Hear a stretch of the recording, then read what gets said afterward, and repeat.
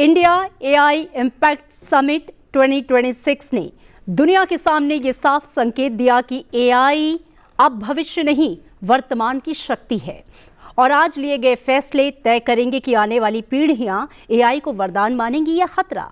नमस्कार, आप देख रहे हैं संसद टीवी और आपका कानून शो लेकर हाजिर हूं मैं, अमृता चौरसिया।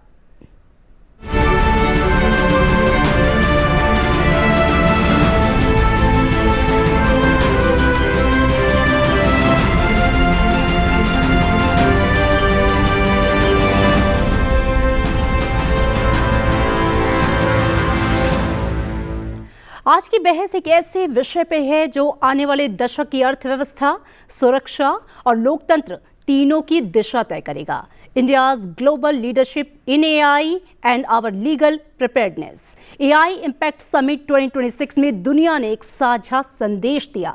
एआई का लाभ सब तक पहुंचे और जोखिमों पर साझा जिम्मेदारी तय हो। इसी सोच के साथ न्यू दिल्ली डिक्लेरेशन अपनाया गया, जो सर्वजन हिताय सर्वजन सुखाय के सिद्धांत पर टिकता है और 7 बड़े चक्रों में काम की दिशा तय करता है। एआई संसाधनों का लोकतंत्रीकरण, सामाजिक आर्थिक भलाई, सिक्योर एंड ट्रस्टेड एआई, विज्ञान के लिए एआई, सामाजिक सशक्तिकरण, मानव पूंजी विकास और रेजिलिएंट और इफिशिएंट एआई सिस्टम।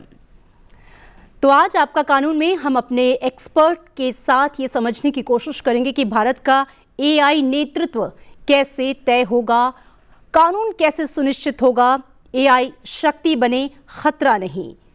और मेरे साथ एक बहुत ही अच्छा पैनल जो है वो जुड़ा हुआ है। आपसे परिचय करा देती हूँ। डॉक्टर अपराजिता भट्ट हैं, आप associate professor of law and director हैं centre for cyber law at national law university Delhi. स्वागत है आपका मैम। स्टूडियो में मेरे साथ मौजूद हैं और मेरे साथ ऑनलाइन जुड़ रही हैं सरन्या गोपीनाथ, आप लीड पॉलिसी हैं रेजर पे। आपका स्वागत है संसद टीवी में। साथ ही स्टूडियो में मेरे साथ मौजूद हैं मिस्टर गौरव गोधवानी, आप एग्जीक्यूटिव डायरेक्टर एंड को फाउंडर सिविक डेटा लैब। बहुत स्वागत संसद टीवी में आपका। धन्यवाद। तो प्रश्न की शुरुआत कानून से, क्योंकि ये शो है आपका कानून। Doctor Aparajita, we are in the era of AI. AI हमारी जिंदगी का अहम हिस्सा है और अब तो दुनिया को भारत एक नेतृत्व की कर्ता की तरह दिशा दे रहा है। लेकिन जब एआई की बात होती है तो उससे जो संभावित खतरे हैं उसकी घंटी भी बहुत तेज़ बजती है, क्योंकि इसके बहुत सारे जो एग्जाम्पल्स हैं हमने देखे भी हैं। डीप फेक, ऑनलाइन ठगी, प्राइवेसी हार्म। भारत की बात अगर हम करें या इंटरनेशनल लेवल पर भी जो डिक्लेरेशन भी साइन हुआ है, एक एआई रेगुलेशन सिस्टम क्या है, किस तरह से काम करेगा या किस तरह का होना चाहिए। और मैं इंडिया के कॉन्टेक्स्ट में बात करूं तो क्या कानूनी फ्रेमवर्क कोई है कि एआई से होने वाली गलतियां या उससे होने वाली धोखाधड़ी को रोका जा सके? जी, देखिए, एआई एक टेक्नोलॉजी है और ये मेरा मानना है और आई एम श्योर बहुत लोगों का मानना होगा कि किसी भी टेक्नोलॉजी को बहुत ज़्यादा रेगुलेट करने की ज़रूरत नहीं है जी। उसके उसी एस्पेक्ट को रेगुलेट करना ज़रूरी है जिससे मिसयूज़ होता हो। और जहाँ तक मिसयूज़ की बात है, जैसे आपने सभी एआई लेड क्राइम बताए, डीप फेक है, आइडेंटिटी थेफ्ट है, बहुत सारे हैं। उसके लिए अभी भी कुछ प्रोविजंस है, प्रावधान है हमारे अभी के लॉज में। और उसके साथ साथ में बहुत सारे अमेंडमेंट्स किए जा रहे हैं। जैसे रिसेंटली अभी 10 फरवरी को ही आईटी रूल्स में एक अमेंडमेंट आया है जिसमें जो भी सिंथेटिकली जनरेटेड मीडिया है, एआई जनरेटेड कंटेंट है, उसको कैसे रेगुलेट किया जाए। एक आम आदमी कैसे समझेगा कि ये एआई जनरेटेड कंटेंट है या रियल कंटेंट है। इन सब के लिए उस सब में प्रावधान डाले गए हैं। सो लॉज हैं भी और बन भी रहे हैं और ये पूरा सिस्टम, इकोसिस्टम अभी इवॉल्व हो रहा है। जी जी, बिल्कुल। अगला सवाल मैं सारण्या जी आपसे पूछना चाहूँगी कि इंडिया यूएस पार्टनरशिप में प्रो इनोवेशन रेगुलेशन की बात हुई है। बहुत ही आसान शब्दों में मैं चाहूँगी आप समझाएं कि इसका मतलब क्या है, भारत की पॉलिसी में इसका फोकस क्या हो सकता है?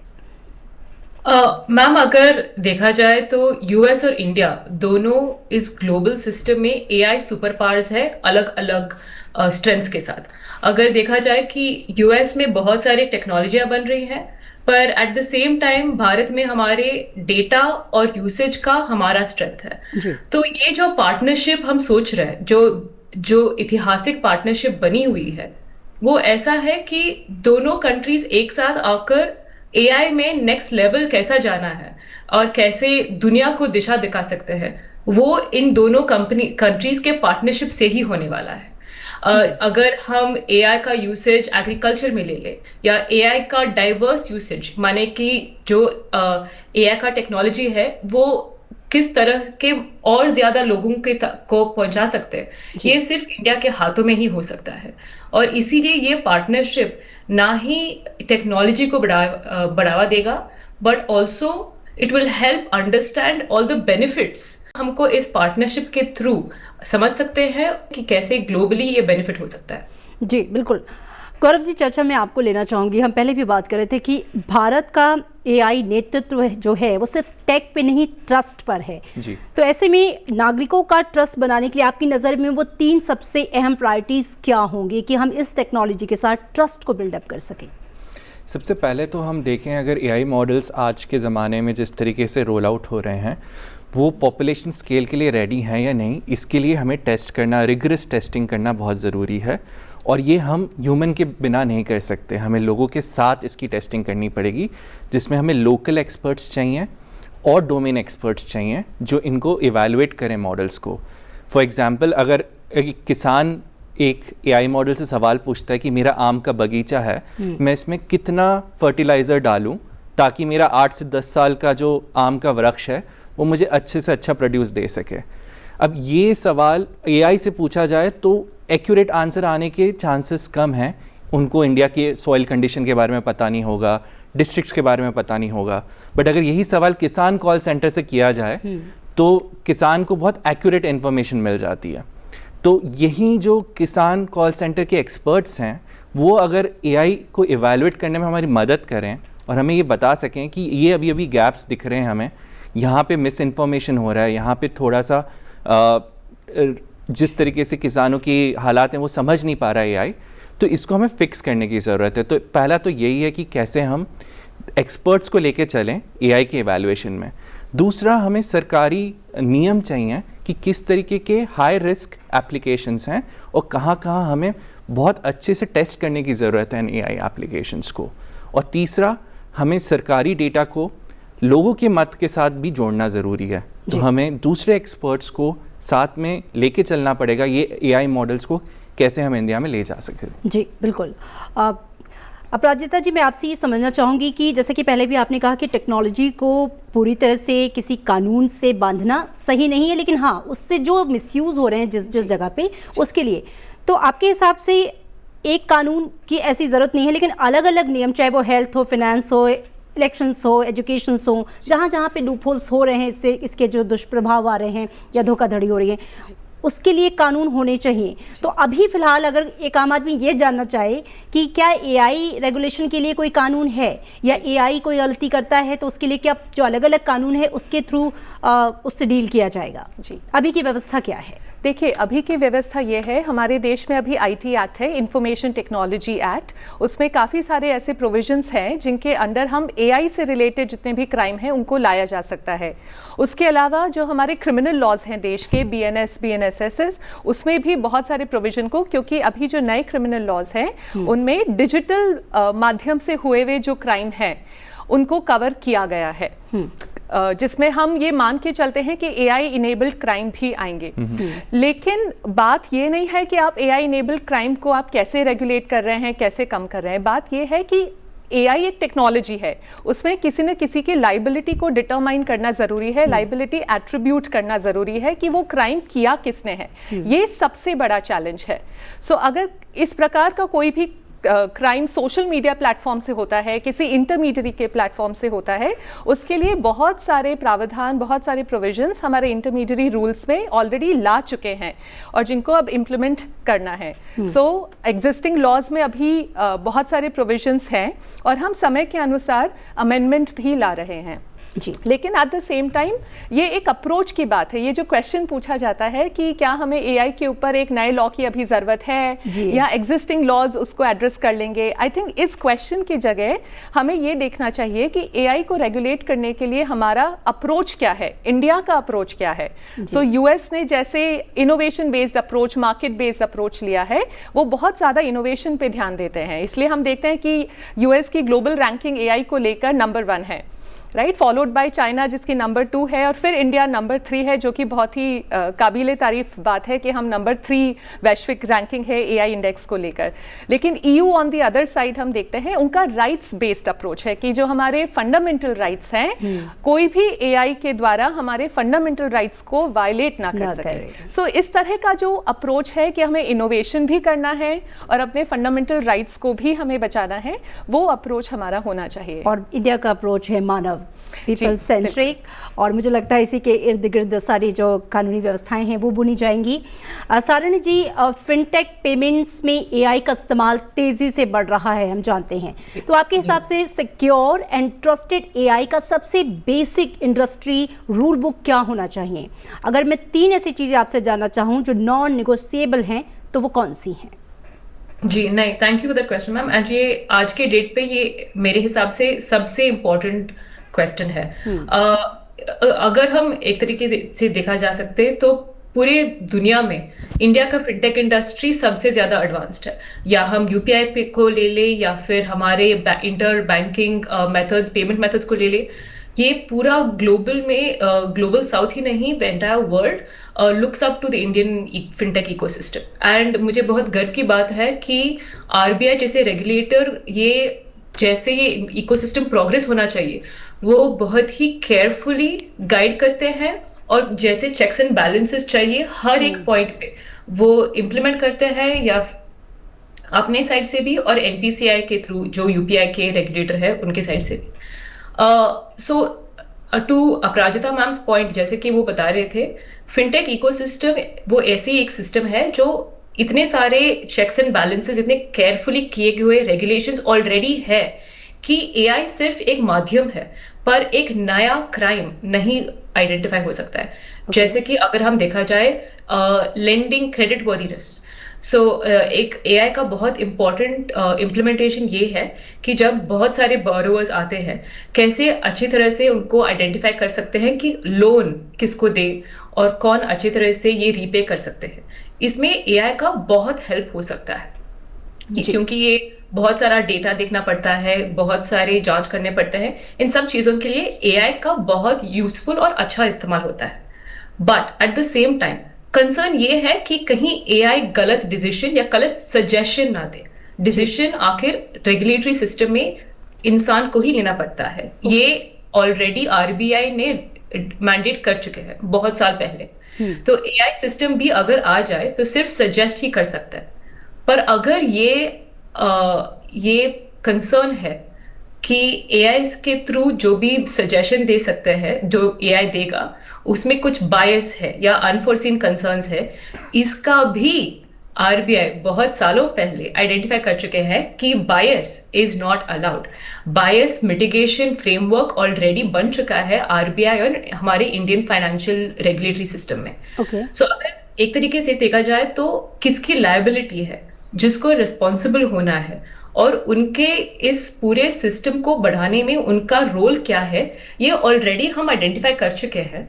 और इंडियन फाइनेंशियल इकोसिस्टम में ये होगा कि एआई सिर्फ एक एडिशनल टूल है, काफी इंपॉर्टेंट टूल, पर सिर्फ एक टूल, जिससे human responsibility and human interaction को सिर्फ बढ़ाना है, कम नहीं करना। टू योर पॉइंट कि what are the 3 things to make sure हमारी इकोसिस्टम और ज्यादा केयरफुल हो। पहली बात तो है अवेयरनेस। जितना हम अवेयरनेस बढ़ेंगे, जैसा हमने नया टेक्नोलॉजी जब यूपीआई आया था, हम किस तरीके से वो लोगों तक पहुंचाया, लोगों को अच्छे तरीके से कितने केयरफुली उनको अडॉप्शन का तरीके बताए, वैसा ही एआई को भी देखना है जी। कैसे हम अडॉप्ट कर सकते हैं केयरफुली अवेयरनेस के साथ। दूसरी बात, इंश्योरिंग कि हमारे पास हेल्पलाइन या हेल्प सीखने का एट ऑल टाइम्स हमारे पास सोल्यूशन हो। कभी कभार हम ये सोचते हैं कि एआई जब आ जाएगा तो हम सिर्फ बॉट से बात करेंगे, ये नहीं होना चाहिए। जो सिचुएशन में हमको बॉट से बात नहीं होना है, या फिर हम पूछ सकते हैं कि अब मुझे बॉट से जवाब नहीं मिल रहा है, मुझे एक ह्यूमन से बात करना है, मेरा रिलेशनशिप मैनेजर या मेरे पास वाले बैंक का कोई ऑफिसर से मुझे बात करना है, ये हम पूछ सकते हैं, ये अधिकार है हमारा, और ऐसा रेगुलेशंस भी अवेलेबल है। और तीसरी बात है कि जो भी एआई एनेबल्ड कंटेंट है वो क्लियरली डिस्क्लोज किया जाए कि ये AI एनेबल्ड कंटेंट है। जैसे मैम ने भी बताया था, जो IT रेगुलेशंस है उस पे ये ज्यादा ध्यान देता है कि जो भी content, information, messaging AI generated है वो क्लियरली डिस्क्लोज किया जाए, ताकि जो भी हम इंसान उसके साथ इंटरेक्ट करें ये जान के करें कि ये AI जनरेटेड कंटेंट है और उसके हिसाब से हम डिसीजंस ले सकते हैं। जी बिल्कुल। अपराजिता जी, एक बहुत ही जेनरिक क्वेश्चन ये भी है जो आम लोगों के मन में होता है कि अगर AI किसी का नुकसान करता है या AI से कोई नुकसान हो गया तो जिम्मेदारी किसकी बनेगी? AI बनाने वाले की, इस्तेमाल करने वाले की, प्लेटफॉर्म की या यूज़र की? और अगर अभी तक पिक्चर क्लियर नहीं है तो इसके लिए न्याय संगत तरीका क्या हो सकता है? जी, इसका कोई सीधा जवाब नहीं है कि जिम्मेदारी किसकी होगी। अलग अलग सिचुएशन में अलग अलग फैक्ट्स के हिसाब से, जिस प्रकार का क्राइम हुआ है उसके हिसाब से डिसाइड किया जा सकता है। और क्योंकि ये टेक्नोलॉजी है, बहुत ही इंटेंस टेक्नोलॉजी है, इन्वेस्टिगेशन ऑफिसर्स को बहुत दिक्कत होती है आइडेंटिफाई करने के लिए, डिटेक्ट करने के लिए, एनक्रिप्ट करने के लिए, डिक्रिप्ट करने के लिए, ये जानने के लिए कि आखिर किया किसने है। So at the end of the day AI अपने आप में एक पर्सन नहीं है। कोई भी जिम्मेदारी, कोई भी लाइबिलिटी सिर्फ एक लीगल पर्सन की होती है। AI एक लीगल पर्सन नहीं है, AI सिर्फ एक टेक्नोलॉजी है। तो क्या जिम्मेदारी उसकी मैन्युफैक्चर की होगी या यूजर की होगी, ये जैसा कि मैंने कहा अलग अलग सिचुएशन में, यानी कि इसमें भी अलग अलग लॉज जो हैं वो काम करेंगे। जी, तो बहुत सारी चीज़ों को, तथ्यों को, फैक्ट्स को देखना पड़ता है, उसमें एविडेंसेस आते हैं और फिर आप इस निष्कर्ष पे पहुंचते हैं कि किसको जिम्मेदार माना जाए। छोटा सा एक इंसिडेंट मेरे दिमाग में आया, मुझे लगता है शेयर कर लेना चाहिए। ये मैंने किसी अखबार में पढ़ा था कि कोई बच्चा था, वो ChatGPT से सवाल कर रहा था। अब जैसा प्रॉम्प्ट आप देंगे वैसे आपको आंसर्स मिलेंगे। बिल्कुल। कैसा प्रॉम्प्ट दिया, शायद ChatGPT ने उसे उकसाया आत्महत्या करने के लिए। ये न्यूज़ आई थी, आपको पता होगा, और उसने ऐसा किया भी। ये एक बहुत ही सीरियस इशू हुआ। लेकिन अब अगेन उस केस में चूंकि बच्चे को उकसाया गया कि आप आत्महत्या करिए, या फिर किसी भी केस में बच्चे को कुछ किसी का मर्डर करने के लिए उकसाया जा सकता है कि आपके साथ तो बहुत बुरा है, you should go and shoot him और हर। ऐसी सिचुएशन में फिर जिम्मेदारी अगेन वही मेरा सवाल कि किसकी बन रही है, क्योंकि हमें पता ही नहीं है कि AI तो कोई पर्सन है ही नहीं। जी, तो फिर Who is the responsible? इसीलिए ही हम जिम्मेदारी पर सीधे जंप करने से पहले हम बहुत सारे जैसे कहते हैं एक फ्रेमवर्क बनाया गया है उस AI टेक्नोलॉजी को यूज़ करने के लिए। सो अगर कोई इंटरमीडियरी है, कोई प्लेटफॉर्म है जो इनेबल कर रहा है, आपको अलाउ कर रहा है कि कोई भी AI कंटेंट आपके प्लेटफॉर्म पर आए, तो वो जवाबदारी उस इंटरमीडियरी की होगी जो ये पूरा डिक्लेरेशन यूजर्स के सामने करके रखे कि ये AI जनरेटेड कंटेंट है, किस उम्र के व्यक्ति इसको यूज़ कर सकते हैं, देख सकते हैं, सुन सकते हैं। So age related declaration, user declaration, ये सारी चीज़ें। और अब जो AI मैन्युफैक्चरर्स हैं, जो कंटेंट बनाते हैं, क्रिएटर्स हैं, उन्हें भी ये सारे डिक्लेरेशन करने होंगे। और किसी भी प्रकार का इलीगल, अनलॉफुल कंटेंट आप सोशल मीडिया प्लेटफॉर्म या किसी भी इंटरमीडियरी प्लेटफॉर्म पर नहीं अपलोड कर सकते हैं, नहीं तो जिम्मेदारी उनकी। मान लीजिए अपलोड हो गया, तब उसके लिए भी हमारे पास में प्रावधान है कि आपको 3 घंटे के अंदर अंदर उस इलीगल कंटेंट या अनलॉफुल AI जनरेटेड कंटेंट को टेक डाउन। सो इसे कहा जाता है notice and take down provision, जो कि पहले 36 घंटे में, आप इमेजिन कर सकते हैं कि 36 घंटे में कितना बड़ा नुकसान हो सकता है किसी का। सो अब उस 36 घंटे को घटाकर 3 घंटे कर दिया गया है। और जो बहुत ही सेंसिटिव इशू होते हैं, जहाँ पे किसी के जान की बात आती है या किसी के रेपुटेशन की बात आती है, तो उसको 2 घंटे में उसको टेक डाउन। तो इस तरह से जो सोशल मीडिया इंटरमीडियरीज हैं और सिग्निफिकेंट सोशल मीडिया इंटरमीडियरीज हैं, क्योंकि हम देखते हैं बहुत सारा AI रिलेटेड मिसयूज जो होता है सोशल मीडिया प्लेटफॉर्म्स के थ्रू होता है। बिल्कुल। तो इसलिए सोशल मीडिया और सिग्निफिकेंट सोशल मीडिया इंटरमीडियरीज को अब इस जिम्मेदारी के इकोसिस्टम में लाया गया है with in the intermediary rules, और उनको बहुत सारे ऑब्लिगेशंस दिए गए हैं जिससे जो उनके ऊपर मान्य हैं। बिल्कुल। और AI समिट में प्रधानमंत्री ने इस पर खासा जोर भी दिया था कि जिस तरह के डीप फेक्स हैं और तमाम तरह के जो दुरुपयोग हैं, किस तरीके से AI के कंटेंट को रिलायबल, ट्रस्टेड बनाया जाए, इसके लिए भी एक इनोवेशन की अगर ज़रूरत है तो वो भी किया जाए। गौरव जी, प्रधानमंत्री ने कहा कि ग्लास बॉक्स बनाम ब्लैक बॉक्स, यानी नियम और सिस्टम समझ में आने चाहिए। तो प्रैक्टिकल लेवल पर ट्रांसपेरेंसी जो है वो कहाँ तक संभव है और कहाँ इसकी सीमाएं आ जाती हैं? जी, सो ये सवाल हम सब कोशिश कर रहे हैं समझने की, क्योंकि ऐसा जैसे मेरे दूसरे पैनलिस्ट भी बता रहे थे कि सारी इन्फॉर्मेशन AI में अभी तक क्लियरली अवेलेबल नहीं है, कुछ चीज़ें अभी भी ब्लैक बॉक्स की तरह हैं। तो हम ये कोशिश करते हैं कि जो भी एआई मॉडल्स हैं उनका जो असेसमेंट हुआ है, रेड टीमिंग हुआ है, हम चाहते हैं कि वो पब्लिश करें कि किस तरीके की उन्होंने रिस्क और हार्म टेस्टिंग के दौरान पाए गए हैं और किस किस तरीके के एक्सपर्ट्स को उन्होंने लाया अपने टेस्टिंग में, ताकि वो क्लियरली पता पड़े। दूसरी चीज़ ये है कि जो फाउंडेशनल मॉडल्स हमारे हैं उसमें किस तरीके का डेटा जा रहा है उसके बारे में भी कुछ इन्फॉर्मेशन वो शेयर करें, कहाँ से वो डेटा कलेक्ट कर रहे हैं, किस तरीके का डेटा सेट्स अंदर जाते जा रहे हैं और किस तरीके का फीडबैक लूप उसमें जा रहा है, उसके बारे में भी थोड़ी इन्फॉर्मेशन हम रिक्वेस्ट कर रहे हैं कि वो उनसे शेयर करें। और इसके अलावा किस तरीके के यूज़ केसेस में अभी एआई जा रहा है और वहाँ की यूज़ केस लेवल पॉलिसीज़ क्या हैं, उसके बारे में भी इंफॉर्मेशन हम शेयर करने के लिए बोल रहे हैं। अगर कोई सरकार अगर कोई एआई प्रोक्योर करना चाहती है तो ये सारी इन्फॉर्मेशन वो उनसे पहले मांगेगी कि अगर हमें ये पूरे स्टेट लेवल पे या डिस्ट्रिक्ट लेवल पे रोल आउट करना है एआई मॉडल, तो आप ये सारा इन्फॉर्मेशन पहले हमसे शेयर करें ताकि हम एक असेसमेंट ले सकें क्या ये एआई मॉडल हमारे डिस्ट्रिक्ट के लिए या हमारे स्टेट के लिए फिट है या नहीं है। इसमें आपने हमारे डिस्ट्रिक्ट या स्टेट के लोगों से इंटरेक्ट करा है, उनके हार्म्स के बारे में जाना है, उनकी स्पेसिफिक रिस्क और लिविंग कंडीशंस के बारे में थोड़ा जाना है या नहीं जाना है, ये सारे ट्रांसपेरेंसी के हम जो रूल्स हैं वो डाल सकते हैं हमारे एआई प्रोक्योरमेंट पॉलिसीज़ में। इससे ये रहेगा कि हम सिटीजन्स को पहले ही प्रोटेक्ट कर सकते हैं और ये सारे सेफगार्ड्स हम पहले से रख सकते हैं। और जैसे सारिन्या जी भी बोल रही थी, ह्यूमंस इन द लूप हम नहीं छोड़ सकते, अभी भी हमें एक्सपर्ट्स को रखना पड़ेगा। इवन हम रोल आउट करने के बाद उनका टाइमली असेसमेंट होना चाहिए कि क्या जिस लिए हमने एआई मॉडल को लिया था क्या वो उसमें मदद कर रहा है, बिल्कुल, क्या उसमें कुछ और नुकसान पाए गए हैं, सिटीजन्स ने क्या कंप्लेंट्स रिपोर्ट करी हैं, उसको भी एनोनिमाइज करके हमें रिलीज करना चाहिए पब्लिक डोमेन में। It should be in human control only. Human control हमेशा रहना चाहिए और उसको एम्पावर करना चाहिए एआई को रादर देन रिप्लेस करना। बिल्कुल बिल्कुल, और इसीलिए हमारी अप्रोच ही है मानव केंद्रित। सारिन्या जी, डीप फेक और फेक कंटेंट से फिनटेक में सीधे फ्रॉड होता है, ऐसे बहुत सारे पिछले दिनों एग्जांपल्स भी आए हैं, खबरें आई हैं। आपकी नज़र में सबसे प्रैक्टिकल समाधान क्या है? वाटरमार्किंग जिसका जिक्र प्रधानमंत्री ने भी किया था, प्रोवेनेंस या फिर डिटेक्शन, और जिम्मेदारी किसकी होनी चाहिए, प्लेटफॉर्म की, टूल मेकर की या यूजर्स की?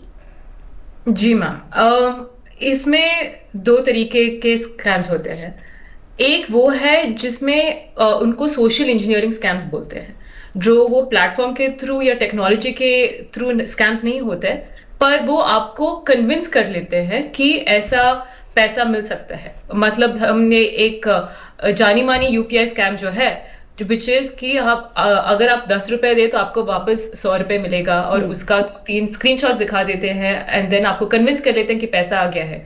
ये पूरा जो स्कैम है वो यूपीआई के थ्रू या आपके मोबाइल के थ्रू नहीं हो रहा है, पर ये व्हाट्सएप मैसेजेस या फोटोज के साथ हो रहा है। इसमें ये होता है कि वो आपको कन्विंस करते हैं कि, तो बात ये है कि अगर वो एआई के थ्रू होता है या फिर ये ऑफलाइन होता है, ये चेक्स एंड बैलेंसेस कि इंडिविजुअल को कितनी जानकारी है उसके हिसाब से इज द ओनली प्रोटेक्शन और the only defence against any of these scams.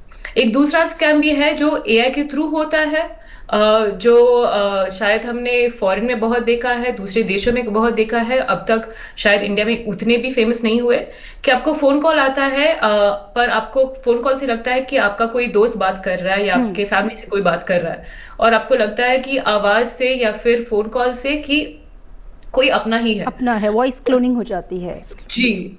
And वो शायद कुछ पैसा मांगते हैं या फिर अकाउंट देते हैं और स्पूफिंग करते हैं कि ये पैसा दे दे। सो इसमें भी वल्नरेबिलिटी ये है कि अगर कोई अपना कोई मदद मांगे तो हमारा यही है कि हम तुरंत जैसे भी मदद कर सकते हैं हम कर लेंगे, और उसमें भी बहुत स्कैम्स अनफॉर्चुनेटली होते हैं। सो इन दोनों सिचुएशंस में एआई के थ्रू या नॉट एआई के थ्रू, अल्टीमेटली हमको थोड़ा सावधान रहना पड़ेगा। और ये बोलना बहुत आसान है, ये मैं पहली बात मानती हूँ कि सबको सावधान रहना है, सबको अवेयरनेस करना है, ये बोलना आसान है, पर ये इम्प्लीमेंट करना उतना ही मुश्किल। पर इस सब के बीच हमको ये नहीं भूलना चाहिए कि एआई से कितना फायदा हो सकता है। हम इतने बड़ी देश में ये माना कि डरने वाली बहुत चीजें हैं और हमको बहुत अवेयर और कॉशियस रहना है, but at the same time अगर हम हमारे देश में, इतनी बड़ी देश में, अगर हम जैसे कि यूपीआई लेके गए थे, बैंक अकाउंट्स लेके गए थे, वो सिर्फ एआई के थ्रू हम लेंडिंग, फाइनेंशियल डिसिप्लिन ये सब लेके जा सकते हैं। तो इससे डरना नहीं है, इसे और एंगेज करना है, इसको ज्यादा यूज करना है, ताकि हम जाने कि इसको कैसे अच्छी तरह से यूज कर सकते हैं, कैसे इसको इम्प्लीमेंट कर सकते हैं, और उसमें ही जानकारी बढ़ेगी, उसमें ही अवेयरनेस बढ़ेगा। और अवेयरनेस ही सबसे बड़ा डिफेंस है for any scams taking place, whether वो एआई है कि नहीं है। तो एआई से डरिए मत, सिर्फ जानकारी के साथ यूज कीजिए। बिल्कुल, लेकिन वो कहते हैं ना कि सावधानी हटी दुर्घटना घटी। हाँ। तो सतर्कता भी उतनी ही ज़रूरी है। सारण्या जी, बहुत अच्छी बात आपने की।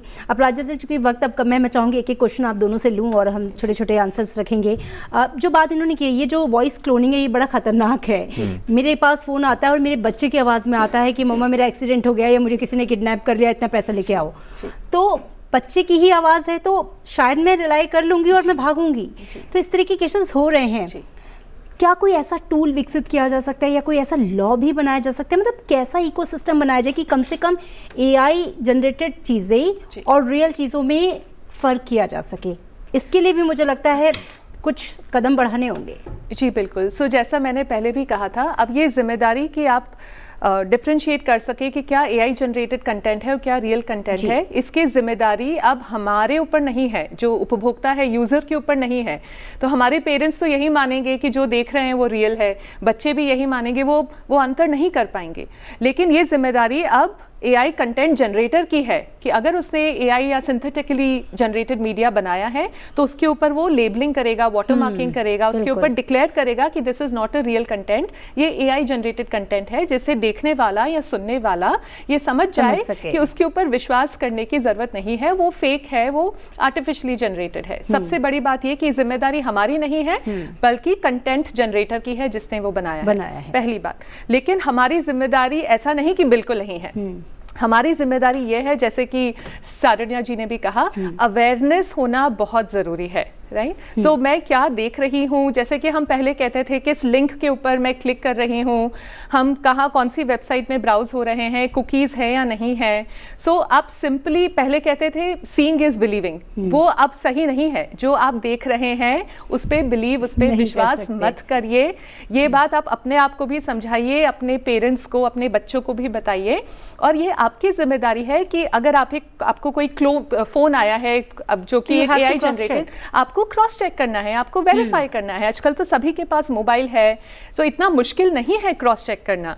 तो और कुछ चीज़ें आप अपने बच्चों को पासवर्ड देके रखिए, पिन देके रखिए, जिससे कि आप उन्हें ये यकीन दिला सके कि किसी भी अनजान के ऊपर भरोसा ना करें। सो कुछ जिम्मेदारी हमारी स्वयं की भी है कि हम कैसे सजग होकर, सतर्क होकर टेक्नोलॉजी को अपनाएं, उसे यूज करें और उससे फायदा उठाएं। बिल्कुल। गौरव जी, आखिरी सवाल आपसे, और सबसे इम्पोर्टेंट सवाल भी है कि जब एआई बड़े फैसले लेने लगे तो क्रेडिट, हायरिंग, वेलफेयर, पॉलिसिंग, तो मानव गरिमा और मानव सुरक्षा जो है वो उसे कैसे डिज़ाइन किया जाए? क्योंकि अप्रोच भी हमारी मानव केंद्रित है, तो उससे केंद्र में कैसे रखा जाए? जी, सबसे पहले तो हम स्किलिंग की बात करें। हमारे मानवों की अगर स्किलिंग नहीं है, हमारे लोग की अगर स्किलिंग नहीं है, तो वो समझ ही नहीं पाएंगे कि एआई किस तरीके से उसमें पेनिट्रेट कर रहा है। तो इस पर सबसे ज़्यादा फोकस होना चाहिए अभी हमारा, कि हम एआई स्किलिंग को थोड़ा मैंडेटरी बना दें, कि सबको हमें पता हो कि एआई को कहाँ कहाँ यूज़ कर सकते हैं, कहाँ कहाँ उसके हार्म है और कहाँ कहाँ हमें उससे थोड़ा भी सावधानी से रहना चाहिए।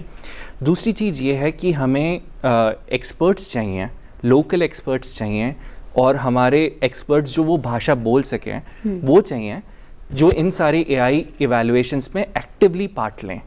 और तीसरी चीज़ ये है कि हमें जो कानून है उन पे भी थोड़ा काम करना पड़ेगा, और वो हमेशा वर्क इन प्रोग्रेस रहेगा। जो पॉलिसीज़ रहेंगी वो हमेशा वर्क इन प्रोग्रेस रहेंगी। जैसे जैसे हमें उसमें पता पड़ रहा है कि यहाँ गैप्स हैं, यहाँ एआई में प्रॉब्लम्स हैं, हमें नई पॉलिसीज़ का प्रावधान करना पड़ेगा जहाँ पे हम उनको प्रोएक्टिवली एड्रेस करें। और ये सिर्फ नेशनल लेवल पे नहीं होगा, इसको सब नेशनल लेवल पे भी करना पड़ेगा, बिकॉज हमारे कुछ स्टेट्स हैं जो बहुत अच्छे से एआई को अभी अडॉप्ट करने के बारे में सोच रहे हैं और कुछ स्टेट्स में अभी भी डिजिटाइजेशन प्रोग्रेस में ही हो रहा है। तो हमें सबको साथ में लेके चलना पड़ेगा।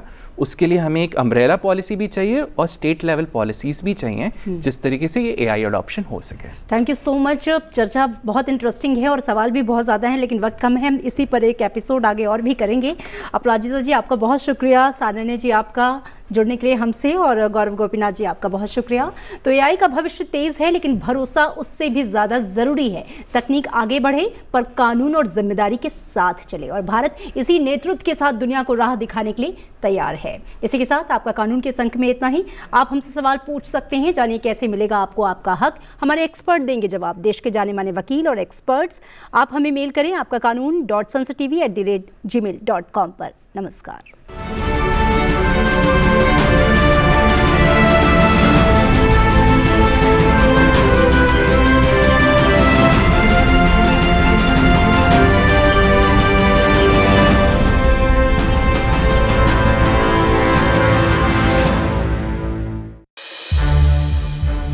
संसद टीवी के और भी प्रोग्राम्स देखने के लिए सब्सक्राइब करें हमारा YouTube चैनल, और हाँ, इन्हें लाइक और शेयर करना ना भूलें।